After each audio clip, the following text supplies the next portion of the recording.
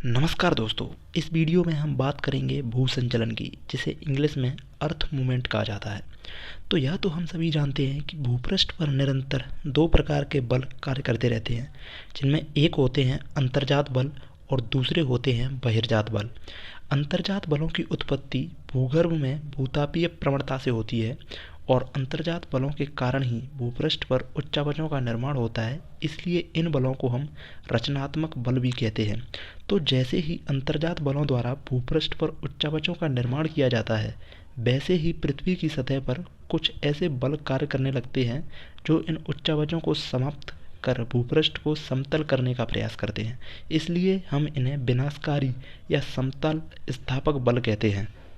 तो इन बहिर्जात बलों में जो बल आते हैं वे आते हैं बहता हुआ जल, पवन, हिमनद। और ये जो बल हैं, इनमें सौर ऊर्जा का महत्व बहुत होता है, क्योंकि इन सभी बलों की उत्पत्ति सौर ऊर्जा के द्वारा ही होती है। सूर्य से जो किरणें प्राप्त होती हैं, उनका इन बलों के उत्पादन में बहुत अधिक महत्व होता है।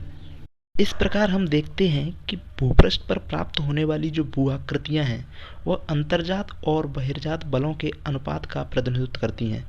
जैसे किसी भू आकृति पर अगर अंतर्जात बल अधिक कार्य करेंगे तो उसकी ऊंचाई बढ़ेगी और उसका विस्तार होगा, और अगर अंतर्जात और बहिर्जात बल दोनों समान रूप से कार्य करेंगे तो उसका विस्तार और उसकी ऊंचाई उतनी ही रहेगी। और अगर बहिर्जात बल अधिक कार्य करेंगे तो उस भूआकृति की ऊंचाई घटेगी और उसका विस्तार कम होगा।